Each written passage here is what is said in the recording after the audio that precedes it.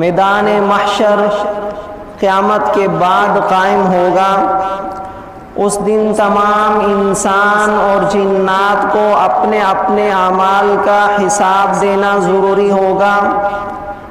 کوئی بھی انسان، کوئی بھی جن اللہ تعالیٰ کی گرفت سے، اللہ تعالیٰ کو حساب دینے سے بچ نہیں سکے گا۔ حشر کے دن کی سختی کو اللہ تعالیٰ نے مختلف مقامات پر قرآن پاک میں بیان فرمایا ہے۔ اللہ تعالیٰ ارشاد فرماتے ہیں یوم تکون السماء کالمہل، جس دن آسمان پگھلے ہوئے تانبے کی طرح ہو جائیں گے۔ وتکون الجبال کالعہن، اور پہاڑ رنگین اون کی طرح ہو جائیں گے۔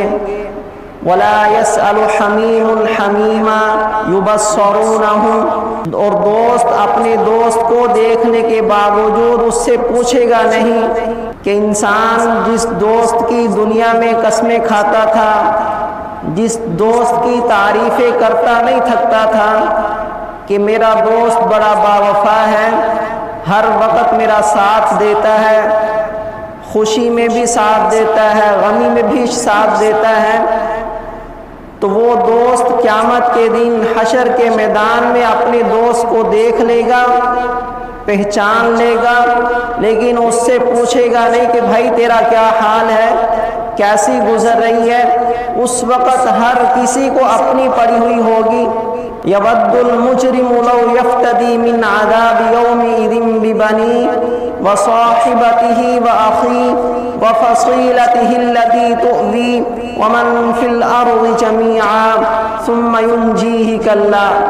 اللہ تعالیٰ فرماتے ہیں کہ اس دن عذاب سے چھوٹنے کے لیے مجرم اس بات کی تمنا کرے گا کہ اس کے بدلے میں، اس کے فدیے میں، اس کے بیٹوں کو، اس کی بیوی کو اور اس کے بھائیوں کو، اس کے خاندان کو، بلکہ تمام اہل زمین کو اس کے بدلے میں دے دیا جائے اور وہ خود عذاب سے چھوٹ جائے۔ وہ اس بات کی تمنا کرے گا۔ اللہ تعالیٰ فرماتے ہیں کلا، ایسا ہرگز نہیں ہوگا۔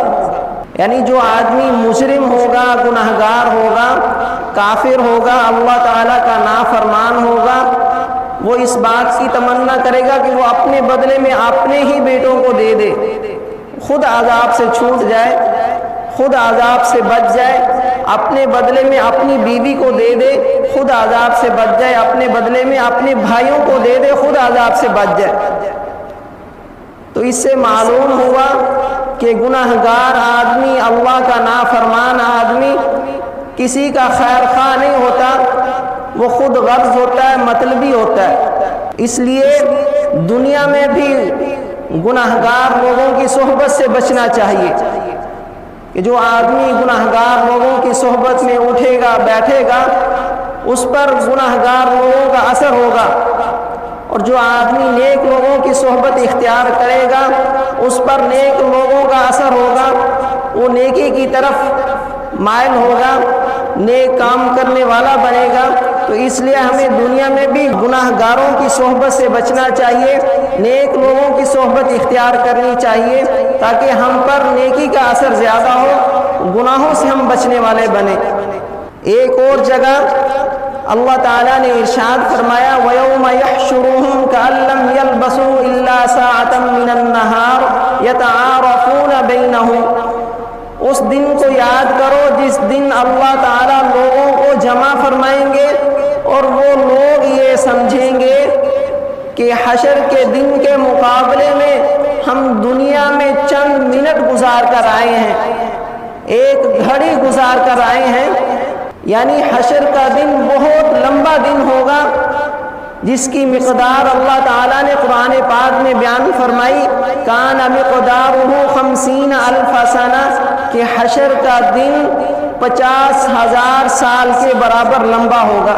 تو اس دن لوگ یہ سمجھیں گے کہ ہماری دنیا کی زندگی حشر کے دن کے مقابلے میں صرف چند منٹ کی تھی، ایک گھڑی کی تھی، یعنی اتنا لمبا دن ہوگا۔ اور حشر کا دن لمبا کفار کے لیے، گناہگاروں کے لیے ہوگا۔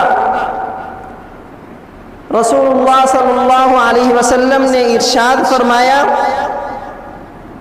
کہ ایمان والوں کے لیے حشر کا دن صرف ایک فرض نماز کے وقت کے برابر ہوگا۔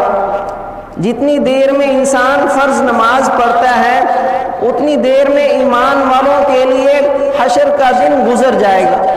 تو حشر کا دن بڑا سخت دن ہوگا۔ یتعارفون بینہم، اللہ تعالیٰ فرماتے ہیں کہ لوگ وہاں پر ایک دوسرے کو پہچانیں گے بھی صحیح۔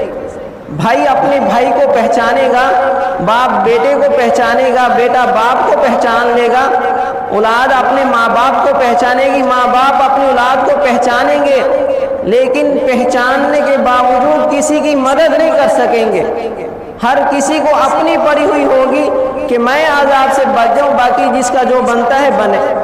مسلم شریف میں حضرت مقداد رضی اللہ عنہ سے روایت ہے، رسول اللہ صلی اللہ علیہ وسلم نے فرمایا قیامت کے دن سورج مخلوقات سے بالکل قریب آ جائے گا، یہاں تک کہ لوگوں سے اس کا فاصلہ 1 میل کے برابر رہ جائے گا۔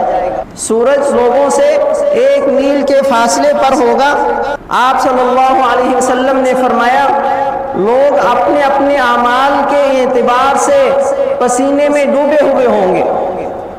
بعض لوگ ٹخنوں تک پسینے میں ڈوبے ہوئے ہوں گے، اور بعض لوگ گھٹنوں تک پسینے میں ڈوبے ہوئے ہوں گے، اور بعض لوگ اپنی کمر تک پسینے میں ڈوبے ہوئے ہوں گے، اور بعض لوگ اپنے منہ تک پسینے میں ڈوبے ہوئے ہوں گے، پسینہ ان کے منہ میں جا رہا ہوگا۔ رسول اللہ صلی اللہ علیہ وسلم نے اپنے دہن مبارک کی طرف اشارہ کر کے دکھایا، ایسی ہولناک صورت ہوگی، خوفناک صورت ہوگی کہ ایسی صورت کا ہماری عقل تصور نہیں کر سکتی۔ یہ کیسے ہو سکتا ہے کہ زمین برابر ہو اور کوئی آدمی ٹخنوں تک پسینے میں ہو، کوئی گھٹنوں تک، کوئی کمر تک، اور کوئی منہ تک پسینے میں ڈوبا ہوا ہو۔ جب کہیں پر زمین برابر ہو، سیلاب آ جائے تو سارے آدمی برابر ٹخنوں تک ڈوبے ہوئے ہوں گے، یا گھٹنوں تک ڈوبے ہوئے ہوں گے، یا کمر تک پانی میں ڈوبے ہوئے ہوں گے، برابر ہوں گے۔ لیکن ایسے نہیں ہوتا کہ ایک آدمی ٹخنوں تک ڈوبا ہوا ہے، ایک آدمی گھٹنوں تک ہے اور ایک آدمی کمر تک ہے۔ اس کا ہماری عقل تصور نہیں کر سکتی، لیکن اللہ تعالی حشر کے میدان میں ایسا کریں گے، ہر آدمی اپنے اپنے اعمال کے حساب سے اپنے پسینے میں ڈوبا ہوا ہوگا، اور اس پر ایمان لانا بھی ضروری ہے۔